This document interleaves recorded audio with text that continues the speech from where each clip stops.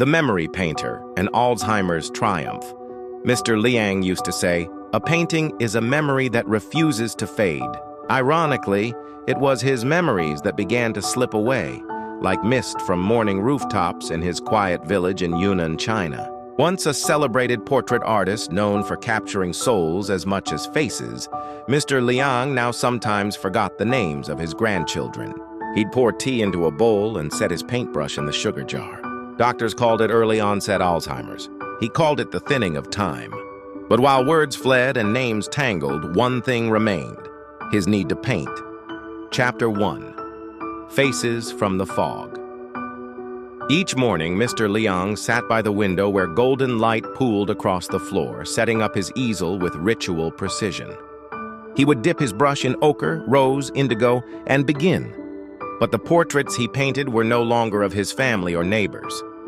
These were strangers, men in Mao jackets, women with braided buns and calloused hands, children holding red lanterns or bamboo toys.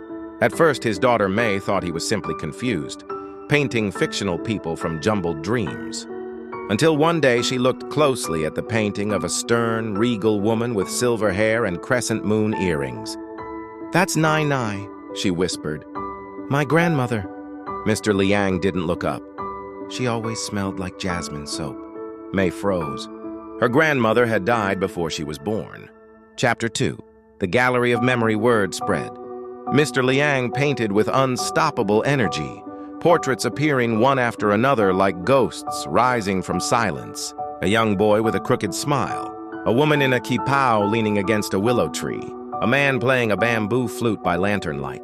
One by one, family members matched them to old black and white photographs hidden in dusty boxes. Relatives long gone, faces no one had described to Mr. Liang in decades, some not at all.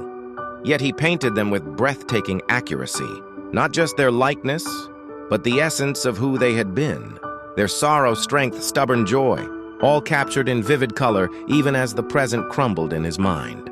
It was as though his memory under siege had retreated into a secret garden of the past, and art was the only key still left to him. Chapter 3. The Day He Forgot. Her one rainy evening, May brought him soup. He looked at her, puzzled. "Are you the nurse?" Her heart cracked silently. But instead of correcting him, she asked, "Would you paint me?" He studied her face, tilted his head, and said, "I feel like I've painted you before." Then, with trembling fingers, he painted her, not as she was now, with tired eyes and crow's feet, but as a young girl, in pigtails and muddy school shoes, the way she had once run to his studio after school. Tears blurred her vision. "That's me, Baba. That's me from when I was 5. He smiled faintly. "Of course it is. How could I forget?" Chapter 4. The Final Canvas.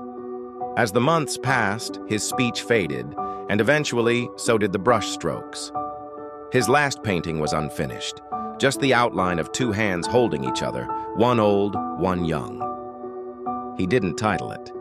He died quietly that winter, surrounded by silence and portraits. At his memorial, May hung every painting across the walls of his studio. The family walked through, whispering names, sharing stories, crying and laughing. It was less like a funeral, more like a reunion. Epilogue. A museum of the mind.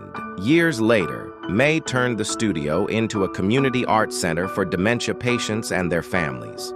Above the entrance hung a bronze plaque engraved with Mr. Liang's quote, "A painting is a memory that refuses to fade." Even a dying mind leaves behind light, sometimes in brush strokes, sometimes in love, always in legacy.